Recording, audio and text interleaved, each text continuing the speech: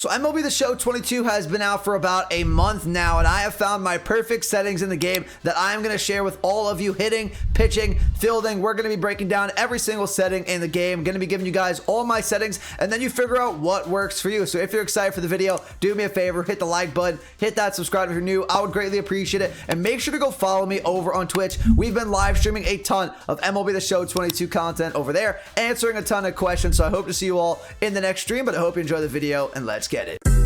Minika, watch me on Twitch, ooh, I'm streaming. I'm on YouTube, subscribe to the channel, red button beaming. Let's get that sub count, take over YouTube, ooh, we teaming. My content so hot, ooh, yeah, I'm steaming. Ooh, yeah, I'm steaming. Red button beaming. So we are in custom practice now, and I definitely recommend you all go into custom practice and try out these settings. Mess with the settings a little bit, because the settings I'm going to give you might not work 100% specifically for you. You might have to mess with them a little bit. The camera angle that I like to hit, you might not like that camera angle. The camera angle I like to pitch with, you may not like some of the settings I am about to show you. Everybody's settings are going to be different. I am going to give you my best settings. You're more than welcome to take them and copy them and do exactly what I'm doing. But if you want to mess with them a little bit, definitely recommend going into custom practice and trying them out. And the first thing we are going to take a look at here is going to be hitting, because hitting has the most complicated settings. So we are going to be taking a look at hitting, pitching, and fielding in this video. So we are starting off with hitting. Like I said, hitting is the most complicated thing to do in the game. If you can hit well, chances are you can get that pitching and fielding into shape and be a really good player in the game. So we are at the plate right now, and as you see, we are in Anaheim, and the game looks great. The presentation aspect looks amazing. MLB The Show, one of the best games on the market in my opinion for sports games in terms of looks. But if you actually want to become a better hitter, you might have to sacrifice a little bit of the presentation aspect of the game, a little bit of the looks. And what do I mean by that? You see the camera angle that we're using right now. I believe this is fisheye 2. I believe that is the default camera angle that they give you when you start up MLB The Show. They don't have an option where you can revert your settings back to default, but I'm pretty sure fisheye 2 is the default setting in the game. So you'll see from this camera angle here, we have the strike zone, but the strike zone is very, very small. It's a very small portion of the game of what we're seeing from this camera angle, which is why I don't like to use it. If I want to use this camera angle, yeah, I'm going to get all the presentation aspect here, going to be able to see the crowd where we're in a real game. The stadium's going to be packed. It's going to be all nice. I'm going to get those no doubt animations that are going to be awesome, which a lot of people love. And if you like the presentation aspect of the game, that's completely fine. But I want to hit the ball a little bit better. I'm willing to sacrifice a little bit of the presentation aspect to become a better hitter in the game. So the first thing we are going to do here is actually change the camera angle from fisheye 2. Now, majority of players that are pretty solid at the game, they like to use their camera angle in the strike zone category. Strike zone 1, strike zone 2, strike zone 3. Strike zone 3 is the most zoomed out of the strike zones, and then strike zone 1 is the most zoomed in one of the strike zones. I like to go in the middle here, and I like to go with strike zone 2, which I'm going to show you guys right now. Do you see the difference between fisheye 2 and strike zone 2? Again, you are going to get a zoomed in camera angle here, but you're going to see the presentation aspect of the game. You miss a little bit of the player's body. You're not going to see Brandon Marsh in total here. You're going to miss a little bit of the crowd. So if you're willing to sacrifice that to get a little bit better at the game, this camera angle is going to go a long way, because you see right off the bat how much more zoomed in we are and how much bigger the strike zone actually is. The strike zone is the majority of the camera angle we're using now. Back when we were using fisheye 2, it was a very small part of the camera angle we were using. So now when you're at the plate, you can see the pitch a lot better. You're going to be able to recognize the break a lot better. You're going to be seeing that pitch coming in a lot better, and you're going to be able to react to the pitch much better than you would at fisheye 2. So the camera angle is one of the most important things you can do at the plate in terms of changing your settings, in my opinion. The next thing we are going to focus on here, once you get your camera angle going, and again, mess around with the settings. Some of you might want to be more zoomed in and go with strike zone 1. Some of you might want to be a little less zoomed in and go with strike zone 3. I like the happy medium here in strike zone 2. Next, we're going to take a look at the PCI. If you don't know what the PCI is, that is this yellow thing that is in the middle of the screen. This yellow thing is your PCI, known as the plate coverage indicator. What does that do? The PCI is what you want to track the baseball with, and if you make contact with the baseball where your PCI is, you are going to get better hits than if your PCI, let's say, was in the bottom left and the pitcher pitched it in the top right of the strike zone. If my timing was good and my PCI was in the bottom left, I would have made good contact to the ball even though my timing was good. The better PCI you have closer to the baseball, the better contact and the harder hit ball ball you are going to have. That's how you get that perfect, which everybody loves in the game. You have to get that PCI and your timing exactly perfect with the ball. And it's not as difficult as it might sound, especially if you're playing on a lower difficulty. You're on rookie getting started, you're on all-star, you're on veteran. They're going to give you a little bit more leeway with the PCI to actually get those perfects. If you're playing on Legend or Hall of Fame, not too much room for error there. So we're going to mess around with the PCI settings a lot here. The PCI is the most customizable thing you can do in MLB The Show. So this yellow PCI is the standard one. It's not too bad. I just think there's a lot going on, especially when you have the PCI outer, which eventually goes away when the pitch is thrown, but a lot of distractions. It's very big. I like to keep my PCI very focused, eliminate the distractions. So we're going to go back to options here, go to gameplay, and we are going to go to plate coverage indicator. Again, you want that on. PCI center, I leave that on circles. Some people like diamonds. I've never tried altitude and I don't like none. I like to keep it on circles, but that's fine if you want to do diamonds or a different one. The inner, I change my basic inner, I change it to Starfighter, which I'm going to show you guys in just a second. The outer, like I said, I don't like to use an outer. I completely get rid of that. That eliminates another element, allows my PCI to be more focused in the middle. Then color is basically just your personal preference. I like to go with white here, and I keep the transparency on 70. Don't keep it higher than 80 because then it becomes too solid, especially if you're using white coloring for your PCI color. It's going to blend in with the baseball. It's going to be hard to see the baseball behind the PCI, so you don't want that transparency to be too high, and you also don't want it to be too low, because look what happens if we have it on 20% PCI transparency. Look how we can't even see the PCI basically. So you want that transparency once again to be at about 70 to 80%, 60 to 80%, pretty much the happy medium there on the PCI transparency. If you're going to use an outer, keep the PCI fade out on outer, but I'm not going to use that, so that doesn't apply to me. But take a look at the PCI now. I think the Starfighter inner is a lot more precise in the middle, a lot more focused than the basic one we had. I like this a lot better, and there's no outer, so there's a little bit less distraction there with the PCI. It keeps it more focused in the middle, so you can go ahead and get those good base hits. So that's really what you're going to customize there for your hitting, your plate coverage indicator, your PCI, and your camera angle. But I'm going to give you the rest of the settings right here as well. So the hitting view we went over, that's strike zone 2. Hitting difficulty, this is personal preference. If you're a new player of the game, you want to start off on beginner and work your way up through the difficulties, and this will only apply for offline play. If you're playing online, they're going to have a set difficulty. So if you want to play on beginner, get used to the game, you can do that. In play view offense, again, dynamic is going to give you those great no doubt animations, going to make the presentation aspect of the game really good. And previously I was playing on medium, which sacrifices a little bit of the presentation aspect, but you still get a little bit of it, and you're able to actually follow the ball when you hit it. I'll show you what I mean by that in just a second, but I've actually been using in play view offense high this year. So let me show you what happens if I hit a ball on high.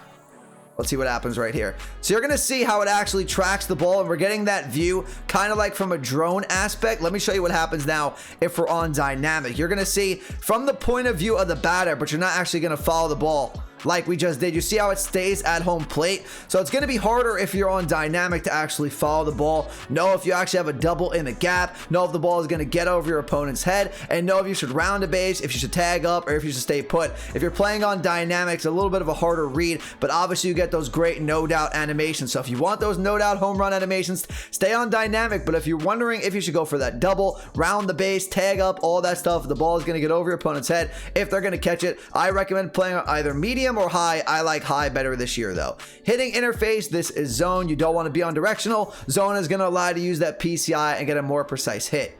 Input type, we're on buttons. You could use analog if you want. I just prefer buttons. Analog is just fine. If you're going to use analog type, I would recommend using it on flick, but because we're using buttons here, I don't have to worry about that. PCI anchor is a great setting. I would leave that on. PCI anchor, what I'm going to show you guys right now are these 9 dots on the screen. So let's say you've been struggling hitting a pitch right down the middle of the plate. If you click in your left analog stick and you put your PCI anchor right in the middle, even if I drag my PCI to the bottom of the screen, it's going to bring my PCI back to the middle. Now let's try if I was up and away right now. Let me see what's going to happen. If I try to drop my PCI low and inside, well, I locked it in. If I try to go low and inside, you see how it brings it right back up there? I'm not touching anything because I locked my PCI anchor in to the top left. Even if I move my PCI down to the right, it's still going to bring it back up for me because I anchored it in that spot. So find out where you're struggling at the plate and use that PCI try anchor to your advantage. That is meant for a spot that you are struggling in the zone, but that's really it for the hitting setting. Now let's get into my pitching settings here. Not nearly as hard as the hitting settings I just showed you, much more self-explanatory, and honestly, you can keep it default if you want, but kind of like my hitting settings, not the biggest fan of the default pitching camera angles. That's the first thing we are going to change once again. My pitching view, you could go ahead and use the same exact pitching view that you do for hitting if you want to, but I actually go a little more zoomed out when I'm pitching. So instead of strike zone 2 for my pitching view, I'm actually going to go with strike zone 3, which I'm going to show you guys right now. So if you're hitting on strike zone 3, this is what it's going to look like. If you're pitching on strike zone 3, this is what it's going to look like. So why do I like to use this camera angle rather than the default? When I'm using the default camera angle, you're not really getting a good feel of where your pitch is going to go, in my opinion. But when I'm pitching from the batter's point of view, I'm going to be able to see exactly where I want to pitch the ball. I can see exactly where the ball is going to break. If I'm throwing a slider from the pitcher's point of view, I find it hard to recognize where the break is actually going to go. But when I'm pitching from behind the batter, from the batter's point of view, I know exactly where that slider is going to break as long as I get that 100% on pinpoint accuracy. I do have a full breakdown on pinpoint, how to master it, by the way, on my channel as well. We're not going to get into that. That's just too complicated for this video. Just going to go over my pitching settings. But if you're wondering how to get pinpoint down, go watch my pitching tips video that I have on the channel. We could take a look at the splitter too, all the different type of pitches. I'm going to be able to see much better where the break is actually going to happen from that pitch when I'm seeing it from the batter's point of view compared to if I'm doing it from behind the pitcher. Not only that for my pitching aspect, but when you're doing this from the pitching aspect, it's also going to benefit when you're at the plate. That's why it comes back to, if you want to use the same exact camera angle for pitching that you do for hitting, I think strike zone 2 and strike zone 3 are very similar, so I don't mind using 3 instead of 2. But it's going to help you because if you're pitching a slider, because I'm seeing that break from when I'm actually pitching, when I get up to the plate to hit, I'm going to see the same exact thing. So that's the benefits of actually pitching from about the same camera angle that you're going to hit from. So that's why I like to pitch from strike zone 3 rather than from behind the pitcher. Now I'm going to show you guys the rest of my pitching settings here, and they're honestly not that difficult. Pitching difficulty, kind of like hitting difficulty. If you're going to play up against the computer, that's what matters. But if you hop online, the difficulty does not matter. So just adjust it to whatever you want to play on. Pitching interface, we want to use pinpoint. We don't want to use meter. We don't want to use classic, pure analog pulse.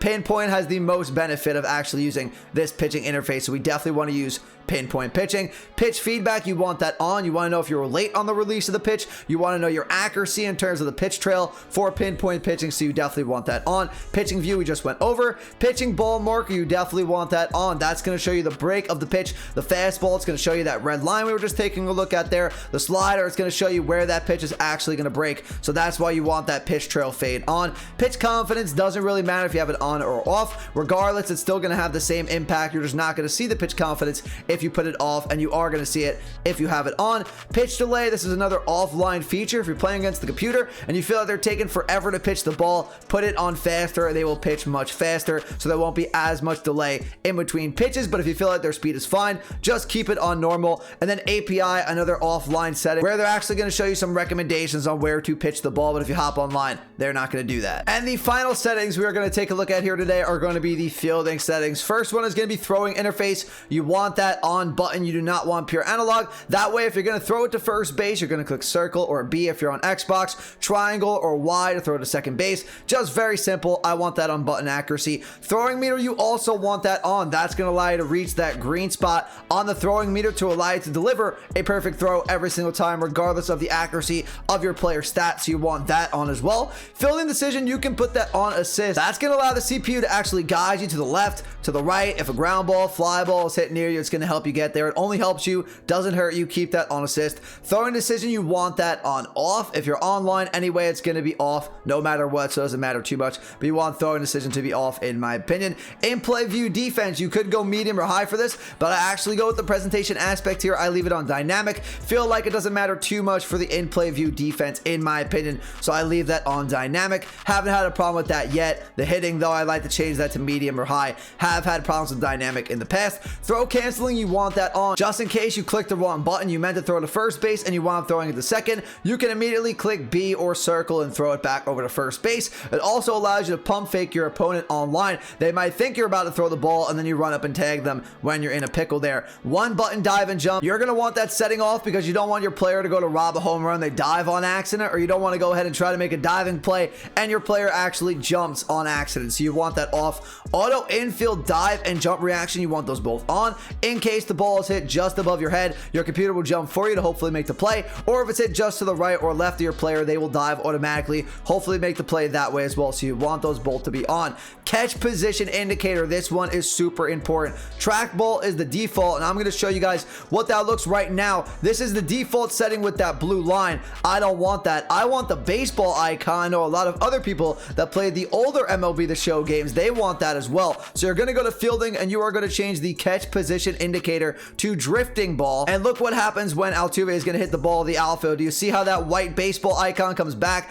Actually going to show you exactly where the ball is going to land. I prefer that a lot more over the blue line. So you want drifting ball to be on, you want tracking ball to be off. So that is a great setting to change, one of the most important ones in my opinion. And then we have two more fielding settings, and then that's going to wrap it up for the video. Defensive shift, it's automatically set to auto. I want that on manual because I don't want to give up any blue pits to my opponent. I would much rather give up a hard hit ball right up the middle rather than giving up those blue doubles and triples. So I want that set to manual so that doesn't happen anymore. Off the wall ribbon, you want that on. This is going to show you if the ball is going to hop off the wall, it's going to bounce off the wall, it's going to show you exactly what direction it's going to bounce off of so you can make a play a little bit better. All right, everyone, that's going to do it for my updated settings here in MLB The Show 22. If you enjoyed the video and you found it useful, do me a favor, hit the like button, hit that subscribe if you're new. I would greatly appreciate it. I have full hitting and pitching videos on my YouTube if you guys want more tips for hitting or pitching, but I'll talk to you all in the next video. Have a great rest of your day. Peace.